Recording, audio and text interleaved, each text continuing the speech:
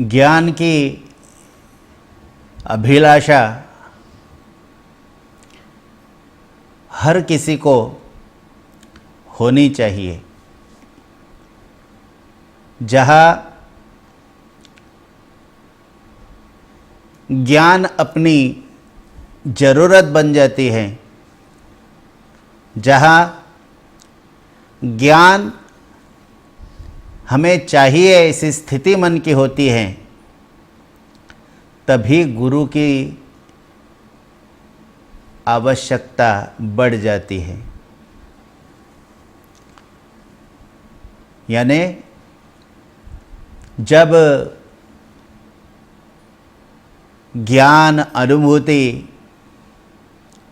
मनुष्य की ज़रूरत बन जाती है, तभी सद्गुरु और उनका महत्व अपने जीवन में बढ़ जाता है। हमारे सनातन वैदिक हिंदू धर्म में गुरु को ईश्वर के समान माना गया, क्योंकि वहाँ ज्ञान का बहुत बड़ा सम्मान है। ज्ञान की जहाँ श्रेष्ठता है, वही गुरुओं को श्रेष्ठ माना गया है। कौन सा ज्ञान, किस प्रकार का ज्ञान, इसकी भी चर्चा होनी आवश्यक है। जहाँ ज्ञान को पाने की अभिलाषा मन में है, वही गुरुओं के सम्मान की चर्चा होने लगती है। और गुरु का सम्मान वहाँ होता है, वही होता है जहाँ ज्ञान पिपासु लोग होते हैं। इसलिए गुरु को भी या गुरुओं को भी मालूम होना चाहिए कि वही जगह पर ज्ञान का बीजारोपण करे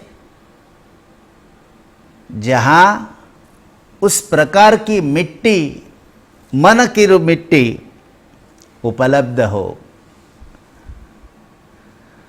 ऐसे ही हमारे सनातन वैदिक धर्म में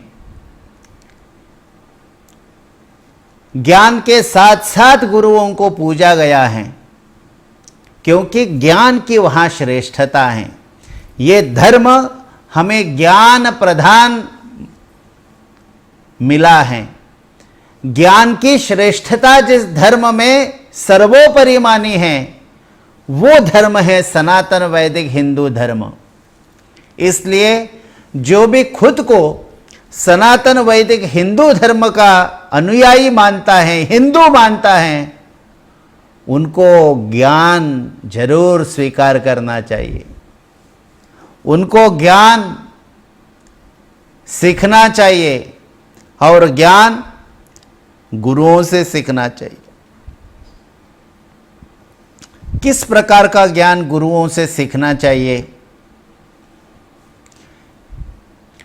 जिस ज्ञान से हमारा परिपूर्ण कल्याण हो जाता है, जिस ज्ञान से, जिस विद्या से हम जितना भी नश्वर बातें हैं उनको भूलकर जो जो शाश्वत हैं उसको स्वीकारते हैं, वो ज्ञान हमें सीखना चाहिए। उस ज्ञान को, उस विद्या को आत्मसात करनी चाहिए गुरुओं से, जो हमें परिपूर्ण कर देते हैं, पूर्ण कर देते हैं। और मुझे लगता है कि जितने जितने हमारे साधु संत हुए, उन सब साधु संत ऋषि मुनियों ने पूर्णत्व की बात की है। चाहे वो वेद हो, उपनिषद हो, या पुराण हो, स्मृति ग्रंथ हो, या और कोई भगवत गीता आदि ग्रंथ हो, सभी महापुरुषों ने, ऋषियों ने परिपूर्ण ज्ञान, उन्हीं की चर्चा की गई है। क्या है यहाँ इस दुनिया में परिपूर्ण? एक ही है, एक ही विद्या, वो है आत्मविद्या। एक ही शाश्वत है और वो है ईश्वर। इसलिए जो ज्ञान हमें प्राप्त करना है वो ज्ञान आत्मज्ञान होना चाहिए, और आत्मज्ञान हमारी जरूरत बननी चाहिए। यदि आत्मज्ञान जरूरत नहीं है तो गुरुओं का कोई महात्म्य नहीं है। सद्गुरु का महात्म्य जब आत्मज्ञान की बात आती है, क्योंकि आत्मज्ञान परिपूर्ण मनुष्य को बना देता है, जीवन को सार्थक बना देता है। इसलिए सद्गुरुओं के पास लोग जाते हैं आत्मज्ञान की चर्चा करने, क्योंकि उन्हें परिपूर्ण होना है।